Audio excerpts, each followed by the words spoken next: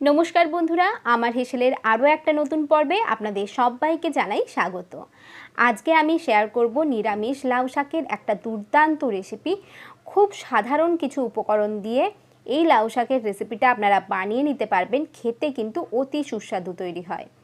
Recipe বানাবার জন্য কড়াইয়ে প্রথমেই নিয়ে নিচ্ছি সরষের তেল 1 টেবিল চামচ। তেলটা ভালোভাবে গরম হয়ে গেলে কড়ার মধ্যে ভালোভাবে ছড়িয়ে নিয়ে ফোড়নে দেব হাফ চা চামচ 5 ফোড়ন। ফোড়নটা একটু ফুটে উঠবার সাথে সাথেই এর মধ্যে দিয়ে দিলাম ডুমো করে কেটে রাখা আলু।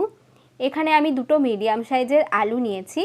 আর আলুতে এবার দিচ্ছি হাফ চা চামচের থেকে কিছুটা কম হলুদ আর দিলাম অল্প পরিমাণে নুন। আলুটা ভাজবার সময় নুন হলুদ দিলে কালার আর টেস্ট দুটোই ভালো হয়, তাই ভাজবার সময় নুন হলুদ দুটোই দিয়ে দিয়েছি। এবার হালকা করে মিশিয়ে নিয়ে ঢেকে এটাকে হতে দেব। মাঝে মাঝে ঢাকা সরিয়ে আলুগুলোকে একটু নাড়িয়ে চাড়িয়ে এরকম লাল লাল কালার আসা পর্যন্ত আলুগুলো ভেজে নিয়েছি। দেখুন আলুর গায়ে সুন্দর কালার চলে এসেছে। এবার এর মধ্যে আমি দিয়ে দিচ্ছি বানিয়ে রাখা একটা মশলার পেস্ট। এই মশলার মধ্যে আমি নিয়েছি হাফ ইঞ্চি আদার টুকরো, একটা কাঁচা লঙ্কা আর 1 চা চামচ গোটা জিরে আর অল্প জল দিয়ে এই মশলাটা বানিয়ে রেখেছিলাম। আলুর সাথে মশলা ভালোভাবে কষিয়ে নিয়ে এবার দিচ্ছি লাউ শাক আর লাউয়ের ডাঁটা। লাউয়ের ডাঁটার মধ্যে যে কচি কচি শাকগুলো থাকে সেই শাকগুলোও নিয়েছি। আর এখানে 500 গ্রাম পরিমাণ লাউ শাক রয়েছে।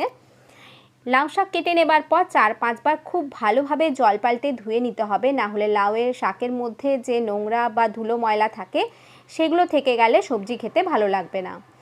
এবার আলুর সাথে মশলার সাথে এই লাউ শাকগুলো ভালোভাবে ঢাকা দিয়ে কষিয়ে নিয়েছি। আর লাউ শাকগুলো দেখুন এরকম মজে গেছে। এই পর্যায়ে এবার আমি সবজিতে দিয়ে দিচ্ছি জল। ডাঁটা আলু সমস্ত কিছুই সেদ্ধ হবে, সেই বুঝে জলটা দিতে হবে। আর সবজিটাও কিন্তু একটু ঝোলঝোলি রাখবো, তাই জলটা এখানে আমি একটু বেশি পরিমাণেই দিলাম। এইবার জল দিয়ে সবজিটাকে ঢেকে ততক্ষণ রান্না করব যতক্ষণ না এগুলো পুরোপুরি সেদ্ধ হয়ে যাচ্ছে। সবজি সেদ্ধ হয়ে গেছে। এবার ঢাকা সরিয়ে দিয়ে দিলাম কাঁচা লঙ্কা, যেটা আমি চিড়ে রেখেছি। 2-3টে কাঁচা লঙ্কা দিয়েছি আর দিলাম অল্প পরিমাণে চিনি। যেহেতু সবজিটা একদমই নিরামিষ তৈরি হচ্ছে, তাই অল্প একটু মিষ্টি না দিলে খেতে ভালো লাগবে না। এবার সবজি নামিয়ে রেখে ওই কড়াইয়েই আবার 1 টেবিল চামচ সরষের তেল নিয়ে নিয়েছি 1 চা চামচ কালো জিরে, অল্প একটু হলুদের গুঁড়ো আর এবার দিলাম এতে হাফ কাপ ছোলার ডাল। আমি সারা রাত ভিজিয়ে রেখেছিলাম আর এটা ফুলে ডবল হয়ে যায়, তাই হাফ কাপ ছোলার ডাল নিলেই হবে। এটাকে এবার ভালোভাবে পেস্ট বানিয়ে তেলের মধ্যে দিয়ে ভালো করে এটাকে ঝুরঝুরো করে ভেজে নিচ্ছি। আর এর মধ্যেই অল্প পরিমাণে নুনও দিয়ে দিলাম।